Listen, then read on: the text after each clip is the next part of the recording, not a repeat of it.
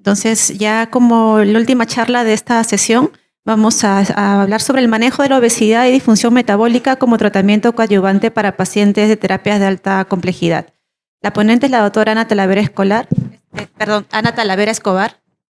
Ella es médico especialista en ginecología obstetricia por la Universidad Peruana Cayetano Heredia, hizo su residencia en el Hospital Nacional Arzobispo Loaiza, tiene una maestría en reproducción humana por la Universidad Complutense en Madrid con modalidad presencial, ha hecho cirugía ginecológica laparoscópica y robótica en el Neshat Medical Center, Northside Hospital en Atlanta, Estados Unidos. Es especialista en medicina reproductiva, certificada por la Red Latinoamericana de Reproducción Asistida, Red Lara. Actualmente miembro staff médico de CEFRA, secretaria de Acción Científica de la Sociedad Peruana de Fertilidad, miembro del Consejo Directivo de la Asociación Peruana de Endometriosis, coordinadora del curso de reproducción asistida de la Sociedad Peruana de Fertilidad, Speaker y Counselor de Gedeon Exceltis y Novo Nordisk, miembro de la Sociedad Europea de Fertilidad ESHRE, miembro de la Sociedad Americana CRM y actualmente también es ginecóloga en Clínica Sana San Borja y en la Clínica San Felipe. Bueno, Anita, te damos el pase. Gracias por estar con nosotros.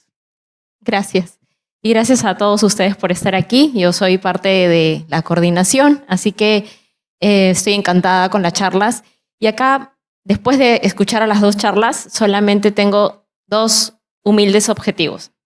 El primero es no hablar sobre lo que ya se habló, pero voy a tener que repetir algunas cosas. Y lo segundo es que piensen mucho lo que van a comer después de esta charla. Bueno, el día de hoy yo les voy a hablar acerca del manejo de la obesidad y la disfunción metabólica como tratamiento coadyuvante en pacientes que van a terapia de reproducción asistida.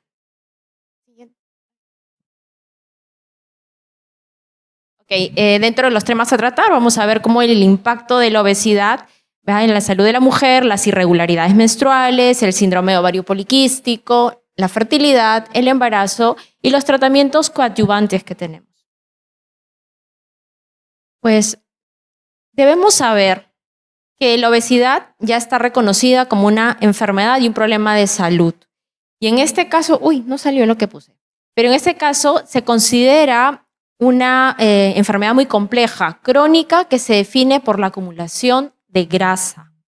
Y esto que puede alterar evidentemente a la salud. Y esto es así de simple, pero a la vez lo más complejo.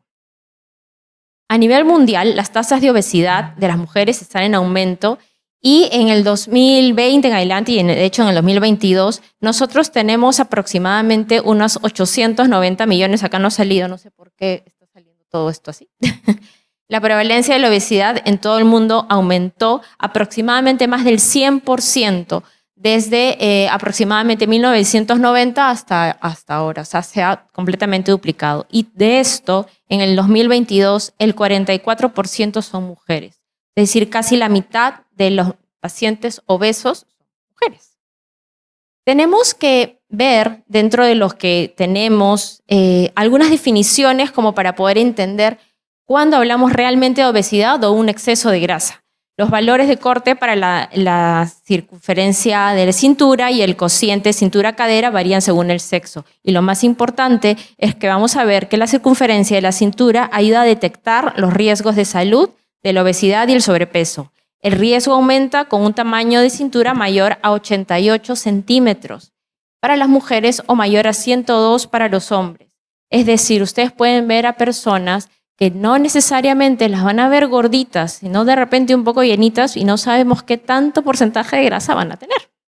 Y los riesgos de complicaciones metabólicas aumentan con la relación de cintura-cadera de más del 0.9 centímetros para los hombres y 0.8 para las mujeres. Entonces, nuestro equilibrio energético está regulado por el cerebro a través de diversas señales y fuentes. Tenemos la ingesta calórica y el gasto calórico, cuánto comemos y cuánto ejercicio hacemos. Entonces, en ese momento vamos a tener que ver que tenemos diversos lugares dentro del cuerpo que nos van a ir balanceando, tanto el tejido adiposo, el páncreas, el intestino, nuestra propia genética y algunos medicamentos que podemos estar consumiendo. Entonces, tenemos un estilo de vida inactivo, consumo de alimentos ricos en calorías, factores psicosociales, lo que nos va a ayudar a que terminemos en un sobrepeso. Entonces, de alguna manera vamos a tener que compensar nuestros cambios. En el Perú tenemos aproximadamente, en el ENDES del 2022, tenemos el 66.3% de mujeres que están excedidas de peso. O sea, en este caso estamos poniendo la sobrepeso y la obesidad juntas. Pero en obesidad, ya meritoriamente, tenemos el 29.8% en el Perú de las mujeres son obesas. Y entonces, ¿qué concepto tenemos? Tenemos que ver que el exceso de fabricación de grasa causa una inflamación crónica de bajo grado. ¿Por qué se dice bajo grado? Porque yo creo que ustedes todos sabemos que la grasa, la inflamación, nos han enseñado que tiene un color, un rubor, un aumento de temperatura, causa dolor. En el caso de decirla de bajo grado, simplemente no es porque sea benigna, sino porque no se nota. La lipotoxicidad, la alteración en el sistema endocrino y de hormonas sexuales. Tenemos una grasa excesiva, como lo vemos ahí, y vamos a tener una inflamación crónica que nos va a dar una infiltración de macrófagos en el tejido adiposo. Libera mediadores inflamatorios y alteran el sistema inmune, de tal forma que ante la alta cantidad de ácidos grasos libres, vamos a ser capaces de infiltrar a tejidos que no eran de tejido adiposo y hacemos la lipotoxicidad y empezamos a tener la grasa visceral. Entonces, la lipotoxicidad causa este estrés oxidativo que ustedes lo han estado escuchando durante algunas charlas en el retículo endoplasmático y en la mitocondria de esas células y producen después apoptosis. Explicando entonces, la acumulación de grasa podría estar relacionada con varias condiciones, como ya sabemos, la aterosclerosis, porque hay grasa en las arterias que no debería haber, los accidentes cerebrovasculares, la diabetes, incluso oncológicos, incluso pueden producir ciertos cánceres y en este caso lo que nos trae es la fertilidad. Y entonces ahí, como todos nos hemos puesto un poquito moleculares, pues yo hablaré solo un poquito de parte molecular y hablaremos de la leptina. La leptina activa el sistema nervioso central, consume energía y de alguna manera también modera el apetito. Cuando está normal, estimula el eje hipotálamo, hipófisis, ovárico y si está elevada, inhibe el crecimiento folicular. Entonces, en las obesas lo que tenemos es mayor cantidad de leptina y hace una resistencia leptínica. Y eso nos va a ayudar a que tengamos un arresto folicular. La adiponectina es un sensibilizador de la insulina. En niveles bajos, por los mediadores inflamatorios, lleva a la resistencia a la insulina. La disfunción ovárica y la IGF-1 disminuye llevando a poca producción de andrógenos, estrógenos y progesterona. Volvemos. Tenemos una alteración a nivel hormonal. El factor de necrosis tumoral alfa nosotros ya lo conocemos bastante bien como mediadores de inflamación y es capaz de suprimir la proliferación de tejido adiposo, pero si es prolongada también nos va a hacer una resistencia. La acumulación de grasa aumenta los macrófagos infiltrantes y aumenta la resistencia a la insulina. Ya tenemos dos cosas más. Tenemos la adiponectina, tenemos el factor de necrosis tumoral alfa y ahora la interleuquina 6 que también esta adipoquina es proinflamatoria y disregula el eje hipotálamo hipoficiario, aumenta en la obesidad y baja los estrógenos ováricos. Y la grelina es producida en las células intestinales. El estradiol y la hormona de crecimiento promueven la proliferación celular y en las obesas está reducida. Entonces, estas alteraciones de estas moléculas es lo que nos va a ayudar a que la obesidad afecte de manera importante a nuestro eje y por tanto a la fertilidad. Entonces, haciendo un poquito de resumen, aunque medio complicado, lo que les estaba explicando era lo siguiente.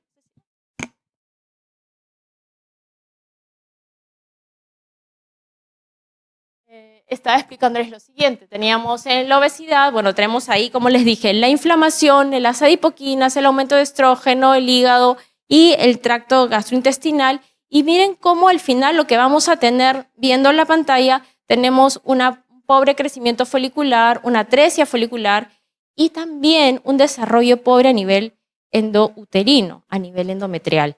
Hay también una leucinización prematura y vamos a tener incluso apoptosis de folículos y de las células de la granulosa, lo cual todo esto nos va a llevar a la infertilidad. Es decir, per se, la obesidad puede darnos una dificultad para gestar independientemente de todo lo demás. Se han estado haciendo revisiones en las cuales están asociadas muchas de ellas a ovario poliquístico o algunas otras alteraciones tipo hipotiroidismo, pero si nosotros empezamos a evaluar solo como obesidad, sí, definitivamente vamos a tener una alteración bastante marcada y muy ligada a toda la respuesta inflamatoria que da el exceso de grasa.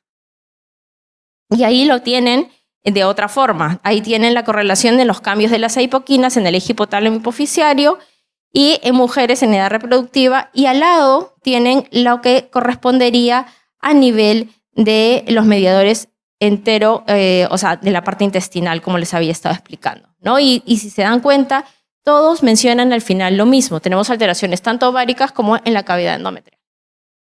Entonces, ya pasando rápidamente, porque me imagino que vamos a empezar a liberar bastantes moléculas de las que estoy hablando, vamos a hablar acerca de la fisiopatología de la obesidad y las irregularidades menstruales. Si ustedes se dan cuenta, tenemos la resistencia a la insulina, ¿no? Que nos da una hiperinsulinemia y nos va a dar una disminución de las proteínas ligadoras de las hormonas SHBG en el hígado, lo cual nos va a dejar los andrógenos libres, vamos a tener una hiperandrogenemia y sobre esto vamos a tener un incremento tanto de la aromatasa por los adipocitos, el incremento del estrógeno y la irregularidad menstrual. Vamos a tener también un incremento de la secreción de LH por la adenopófisis. Es decir, lo que quiero decir, el tejido adiposo está siendo un tejido endocrinológico y eso lo estamos teniendo a todo nivel. Si bien es cierto, deberíamos tenerlo en ciertas zonas, en el momento en que hay un exceso de grasa, empieza a dispararse a través de todo el cuerpo y empieza a inflamar todos los otros órganos. Esta es una diapositiva que Armando también tenía, coincidentemente, pero básicamente era para hablar acerca de la alteración menstrual, como ustedes ya lo escucharon, para no repetirlo, lo vamos a continuar, pero lo único que quiero que quede claro es que aquí hay un break aquí en el FSH y por tanto no vamos a tener un exceso andrógeno con un poco estrógeno.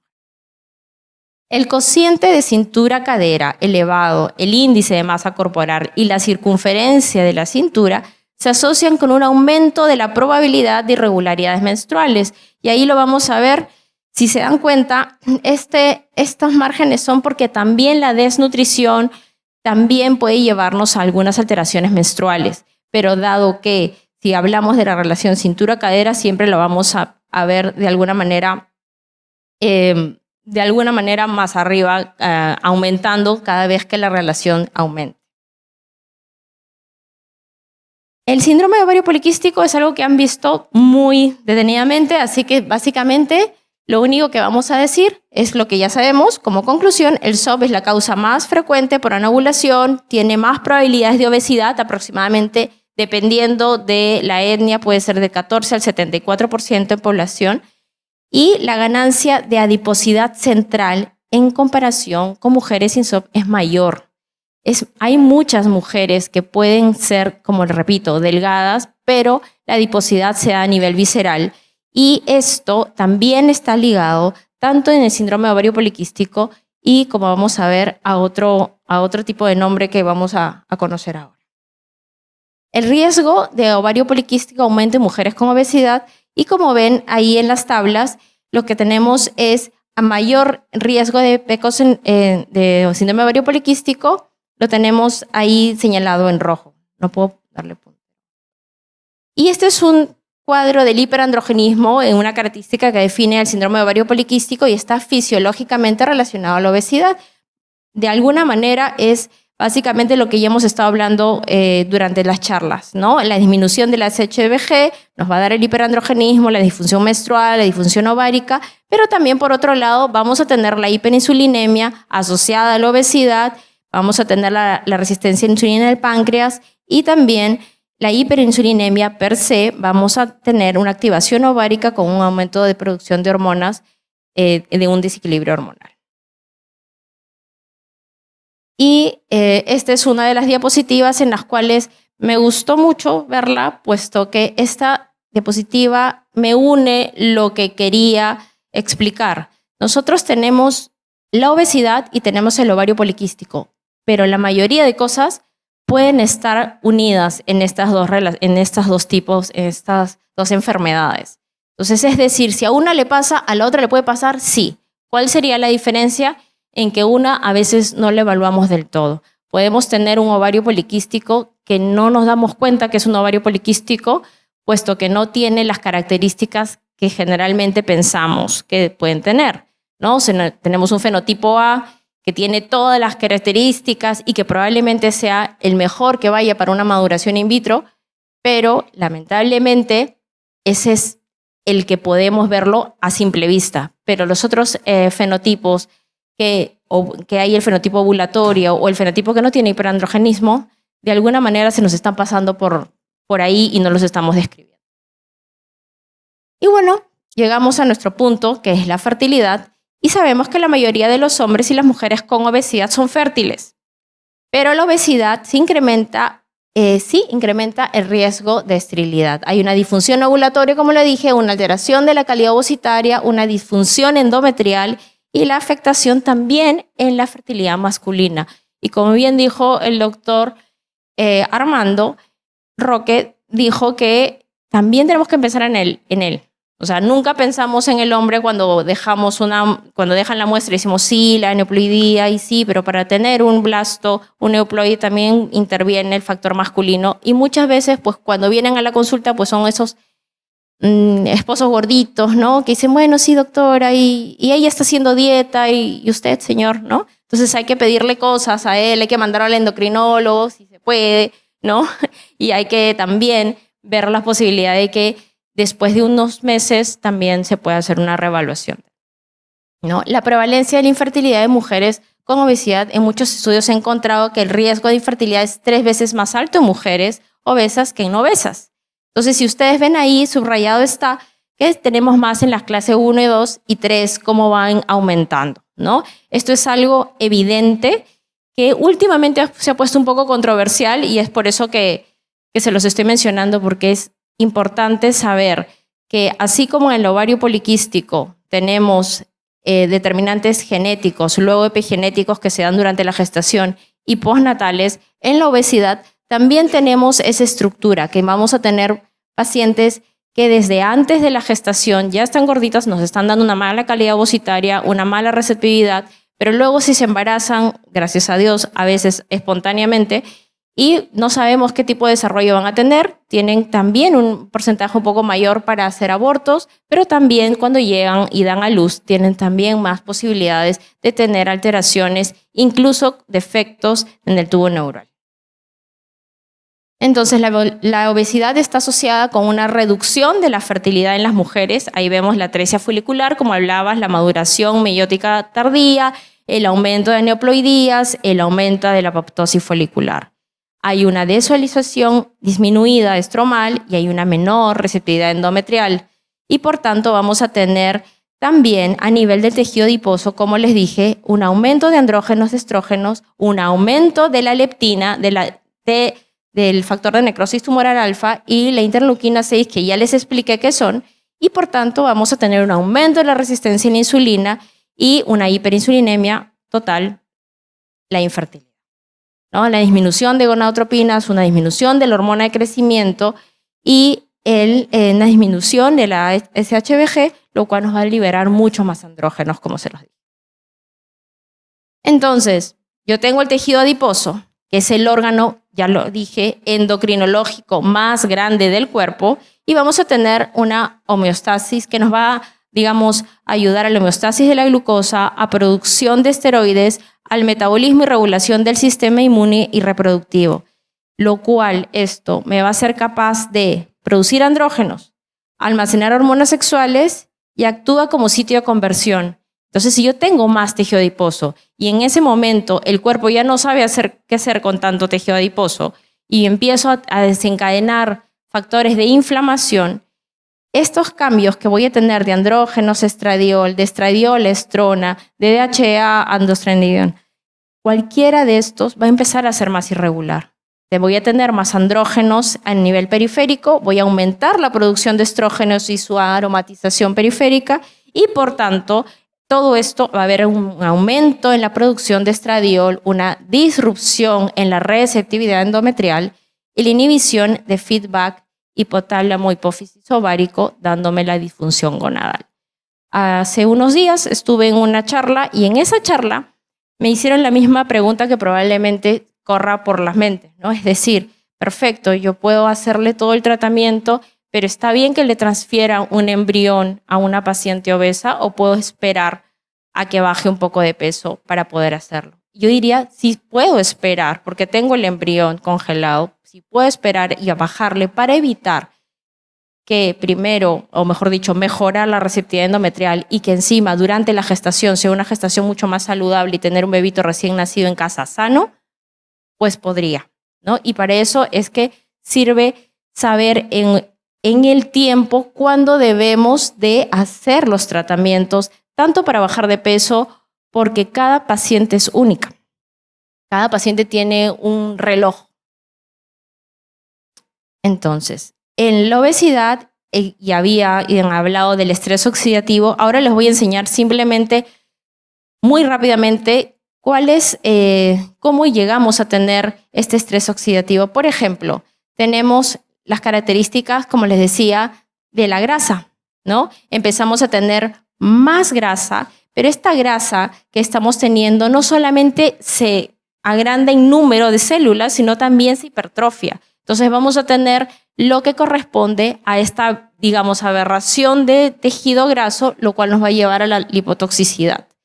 Y esto influye tanto en una respuesta inflamatoria a nivel de la cavidad, como les dije, y también a nivel incluso mitocondrial, como ya lo habían explicado. No me voy a demorar en eso porque yo sé que ya lo han visto tanto y demasiado.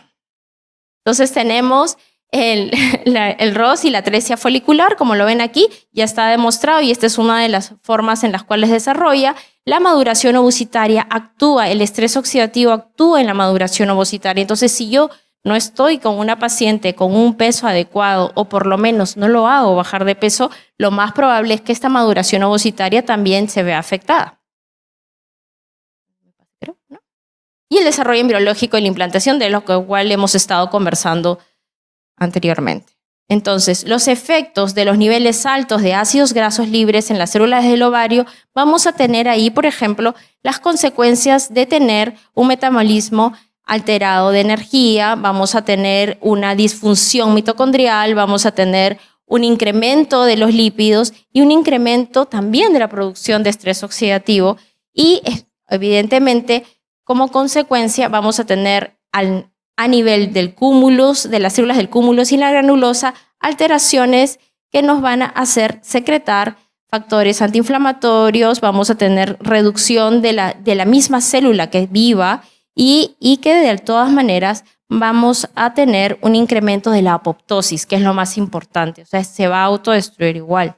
Y en el ovocito va a haber una maduración dañada a nivel nuclear. Entonces, los doctores han estado hablando tanto del citoplasma, tanto del núcleo, tanto de que tenga que haber una relación para hacer una maduración in vitro, pero si nosotros de base estamos teniendo una paciente con todas estas alteraciones, la maduración in vitro no tiene la culpa de no funcionar, lo que no tiene es la paciente, ¿no? O sea, deberíamos de tener cierta preparación si tuviéramos tiempo para que esa paciente esté en las mejores condiciones para hacerse la maduración in vitro, ¿no? Y los blastocistos tienen, bueno, también, obviamente, una metilación en el DNA alterada y por eso, por tanto, tampoco van a estar tan buenos como para llevar a dar una gestación o por lo menos un recién nacido vivo en casa como lo queremos.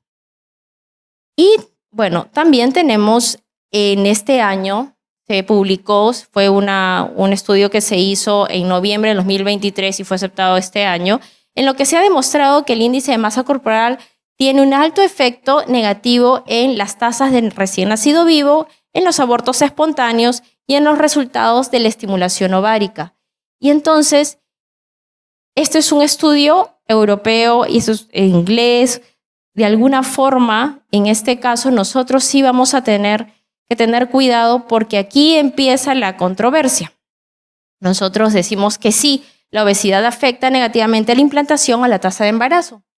Y como lo van a ver ahí, si ustedes se dan cuenta dentro de los gráficos, todos están a favor de digamos, de todo lo que es saludable.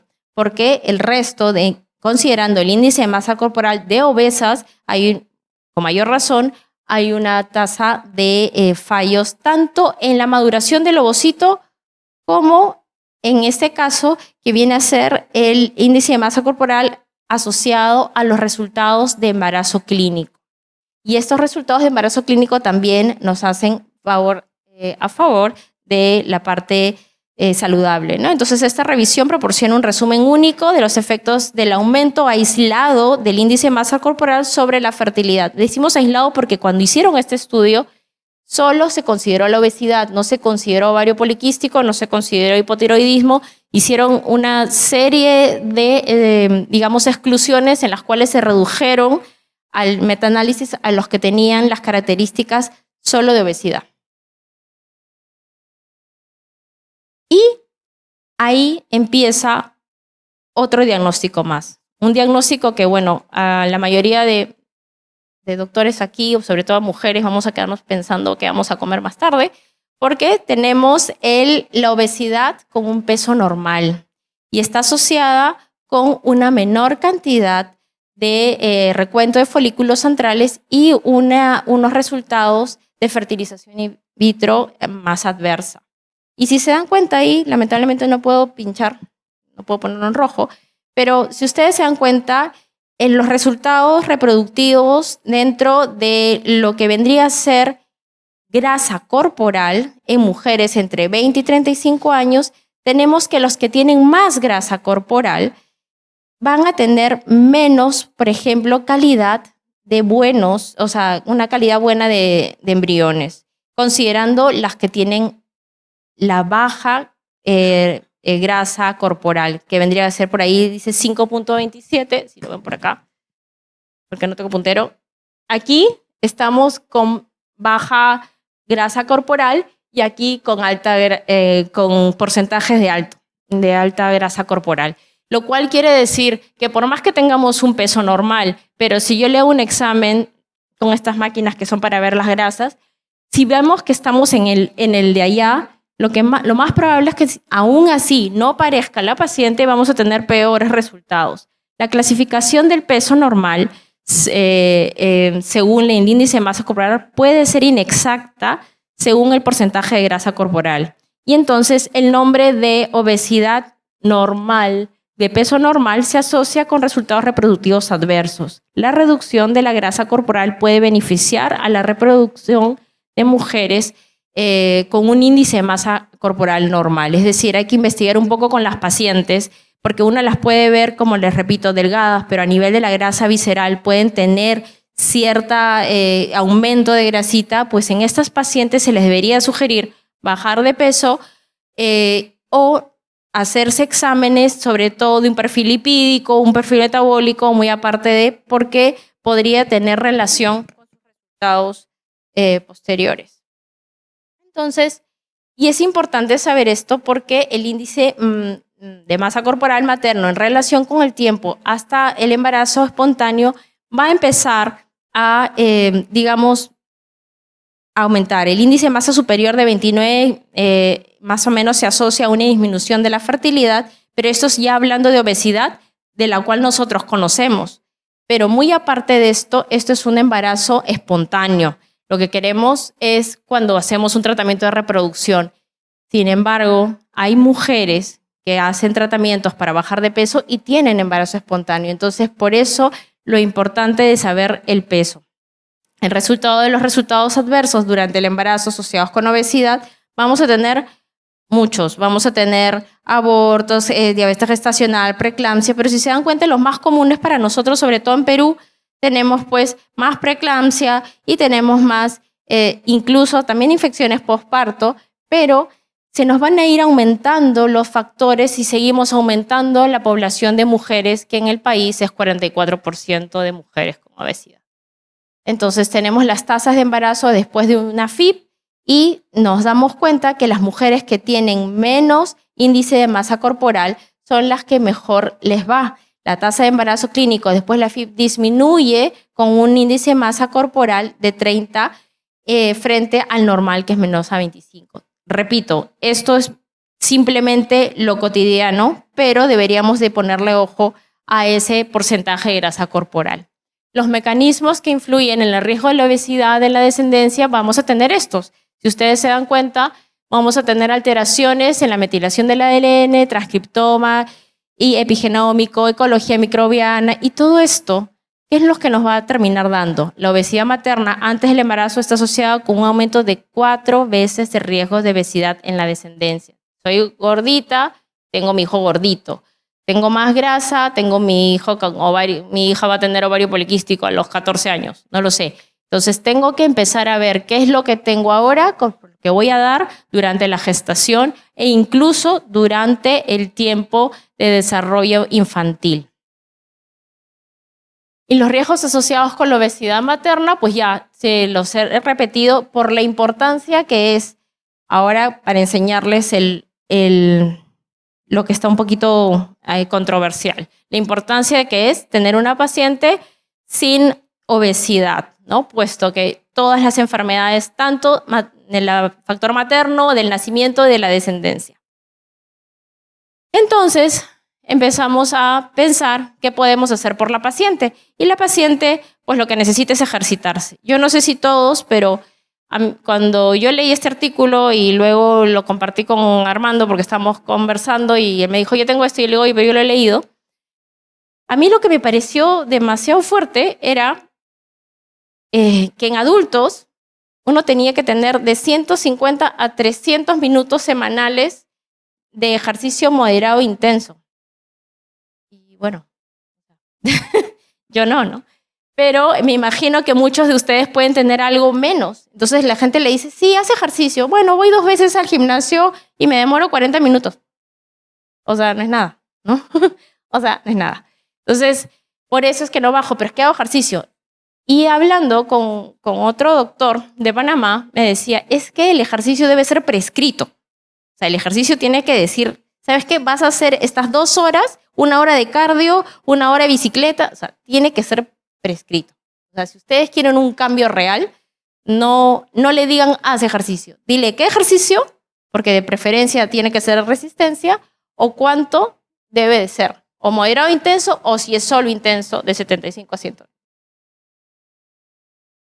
Y la dieta, bueno, la dieta de todas, de las que, bueno, Armando me decía, mírate, sí, le digo, sí, es verdad, nosotros podemos pedirle todo esto, pero la paciente lo va a respetar, no lo sabemos, ¿no? Y sobre todo ahora que ya falta un poquito para que lleguemos a comer, estoy segura que ninguno lo va a respetar.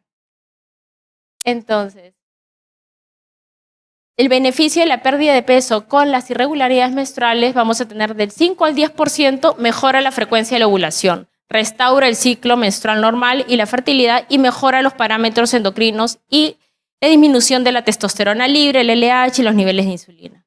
Incluso si no se alcanza el peso ideal, podemos restaurar los niveles normales de hormonas, mejora la ovulación y los ciclos menstruales. Y por tanto puede mejorar la fertilidad. Y por eso es que a veces uno le dice a una paciente que ha estado gordita, le hizo bajar de peso, no llegó a lo que queríamos, pero ya se embarazó todo y gordita, ¿no? Entonces hay que seguirla para ver si no hace un aborto espontáneo o si su desarrollo durante la gestación no hace una diabetes gestacional, ¿no? Entonces se propuso empezar a estudiar ciertas hormonas y empezamos a ver que el liraglutide de 3 miligramos mejora parámetros hormonales y metabólicos en pacientes con obesidad y SOP. Entonces dijimos, oye, comparándolo con el placebo, sí, pues el índice de andrógenos libres me empieza a bajar, comparando con lo demás, empiezo a ver todo el resto de resultados y se empieza a notar ciertos cambios metabólicos que no se mostraban antes. Digamos, la liraglutida está asociada a la metformina, incrementa la tasa de embarazo. Entonces mucha gente se preguntaba, ¿o uso metformina o uso liraglutide? Y entonces se dijeron, usa los dos. O sea, si puedes, usa los dos, pero no uses tanta dosis de los dos, puesto que a veces la liraglutide puede ser un poco fastidioso y las dosis altas, que sí son para bajar de peso, a veces no son tan tolerables, entonces podemos empezar a combinar los dos y vamos a tener buenos resultados. Luego, el tratamiento para bajar de peso con liraglutide aumentó las tasas de embarazo. Y dicho sea de paso, sí, yo también tengo, y como me lo preguntaron hace un tiempo, si tengo pacientes que se me han embarazado solos, sí, una de ellas se me embarazó solita y se enteró después. Y ahí va el comentario que hizo el doctor. No hay nada escrito de cómo debemos de cómo salen los bebés cuando han estado usando el liraglutide. Hasta ahora no hay reportes malos, pero tampoco es que nosotros indiquemos que se embaracen usando el liraglutide, ¿no? Bueno, la pérdida de peso antes de la concepción espontánea o la concepción por FIV en mujeres obesas es recomendada por las directrices internacionales. El impacto de la pérdida de peso en la fertilidad, pues hace un tiempo había un trabajo que decía que había una pérdida de peso significativa que mejoraba las tasas de embarazo en nacimientos de recién nacido vivo, pero luego, después de más o menos unos 3, 4 años, empezaron a haber estudios ya un poquito más grandes que mostraban que las mujeres se sometieron a una combinación de dieta, ejercicio, y fue 1.59 veces más probable de quedar embarazadas que aquellas que no. Entonces, si nosotros usamos el medicamento, usamos ejercicio y usamos dieta, vamos a ver resultados. Si solo usamos liraglutide, no vamos a ver el resultado que querramos. O sea, eso tenemos que tener en cuenta. Eso me lo preguntó alguna vez una paciente, me dice, doctora, pero es que mi amiga, y yo le digo, bueno, si haces ejercicio, úsalo. Si no haces ejercicio, no lo uses, porque no te va a dar todo el resultado que quisieras. Conversando con una de las chicas ayer, le decía, yo tenía una paciente que era delgada, pero toda su grasa era visceral, toda su grasa era con un índice de cintura-cadera alterado, pero era delgada y hacía ejercicio todos los días.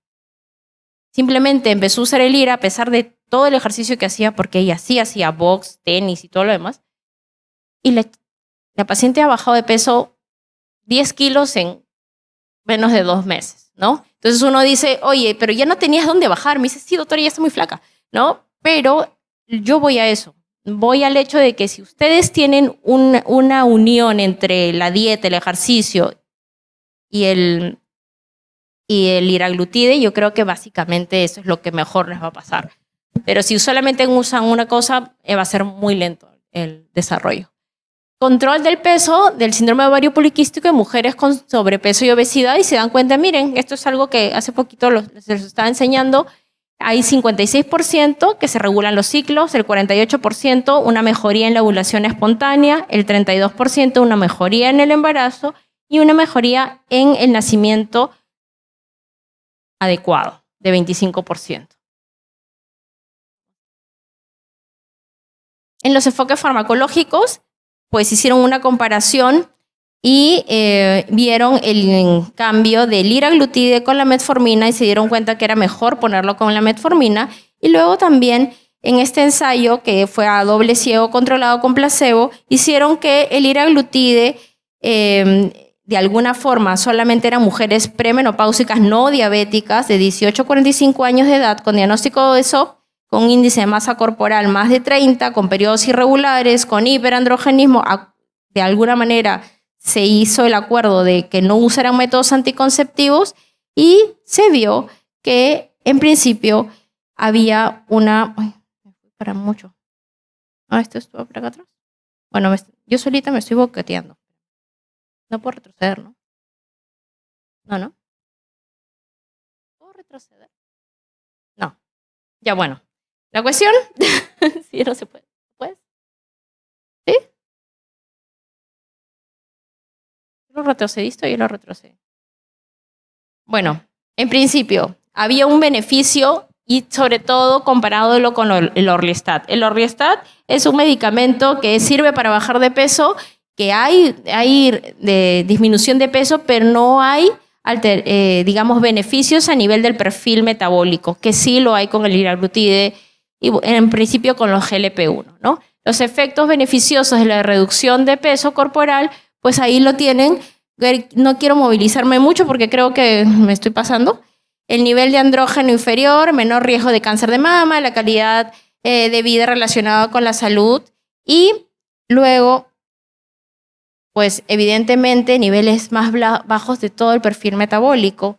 Y eso es lo primero que se desencadena. Hay mujeres que preguntan, doctora, ¿por qué no bajo tanto? Pero si yo le hago un perfil metabólico a esa paciente al mes, probablemente sí haya un cambio. Y sí lo van a ver.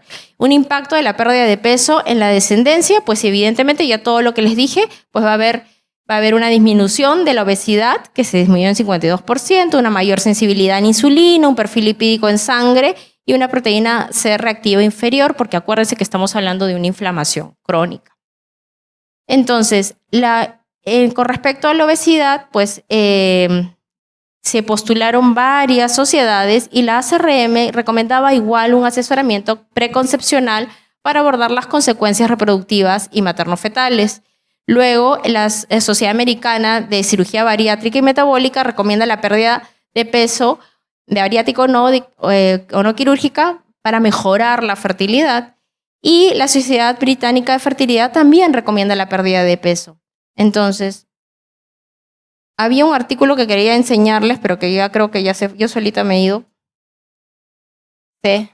En el cual, porque sí me hicieron esa pregunta y quería mencionárselos, la Sociedad Americana de Medicina Reproductiva este año postuló un trabajo en el cual decía que que sí, no había ningún cambio entre bajarlas de peso o no bajarlas de peso para que hagan una terapia de reproducción asistida, porque los resultados iban a ser más o menos parecidos. Entonces, leyendo bien el estudio, lo que ellos dicen es que a ellos les sale que la cantidad de blastos no cambia y que igual es difícil y que, bueno, pero muy aparte, como que en la conclusión al final, no sugieren que se haga esto en todas las pacientes. Ellos lo que sugieren es, si la paciente tiene muy baja reserva ovárica y no se puede esperar, que lo hagan, porque no deben de intentar perder ese tiempo, porque de todas maneras lo van a necesitar y los cambios no se ven en ese momento. Evidentemente, los resultados no son muy concluyentes con recién nacidos vivos, sino simplemente lo han hecho más con pacientes que van a un test de embarazo, pero siempre ellos ponen el hincapié de que uno tiene que aconsejar a la paciente de las posibilidades y comorbilidades que va a tener esa paciente siendo gordita y habiéndose hecho tratamiento sin haber esperado, ¿no? O sea, básicamente sí, vamos a tener que comenzar, pero no vamos a, o sea, tienes que cuidarte el resto de la gestación si es que todo esto sale positivo. Eso es por un lado. Luego, revisando, y que también me lo acabo de pasar porque no está ahí, revisando, es la única sociedad que menciona que no pasa nada, porque para el resto de sociedades, tanto la británica, la canadiense, la australiana, todo el resto de sociedades menciona sí que hay una alteración a nivel de la maduración, de la receptividad, y de que en todo caso sí hay un pobre, digamos, resultado a nivel de los tratamientos de reproducción asistida. Definitivamente, la única que da en contra esta situación es la ACRM, ¿no? Entonces hay que tenerlo en cuenta para cierto tipo de pacientes que se puede empezar, pero no es todo. Entonces, entre las conclusiones que quería dejarles, muy aparte de los cambios todos positivos, es que el tratamiento debe ser individualizado, el tratamiento debe ser para cada paciente. Hay mujeres que van a necesitar una cirugía bariátrica, hay mujeres que no van a poder esperar a tener un tratamiento incluso médico, pero hay pacientes en que les podemos mejorar el estilo de vida y la epigenética que van a llevar desde antes. Gracias. ¿No? Tú no fuiste. Cada paciente debe tener un tratamiento individualizado, teniendo en cuenta sus antecedentes, sus comorbilidades, sus deseos reproductivos en el tiempo, sus condiciones físicas, psicológicas e incluso económicas. Eso es. Bueno, pues muchas gracias, Ana. Excelente la ponencia, que nos toca directamente en el corazón a todos, que nos gusta comer tan rico y que a veces no nos fijamos en esto.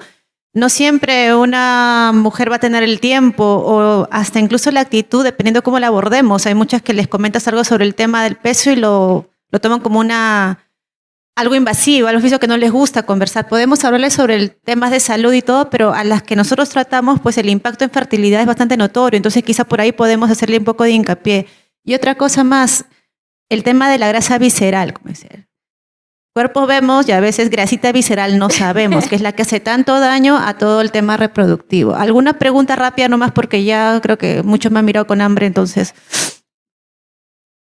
¿Le pasan el micro? Bueno, Ana, para felicitarte, ha sido una exposición súper buena. Ajá. Pero ahora nosotros los clínicos, yo tengo una paciente en obesidad 2, 3. Salió un artículo el 30 de agosto de la Sociedad Europea de Cardiología que nos hablaba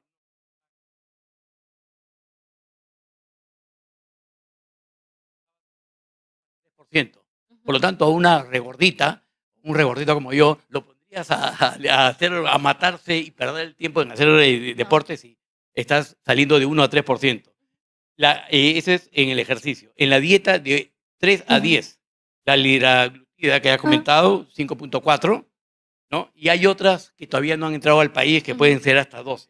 Pero a lo que iba es que el balón intragástrico te baja de 7 a 12. Y claro, una más agresiva, una bariátrica de 25 a 30. Ajá. En una gordita, ¿qué tan agresivo debemos de ser? Tú has mostrado la recomendación de ahí de mezclar lira con faje, que yo creo Ajá. que podría ser una buena alternativa.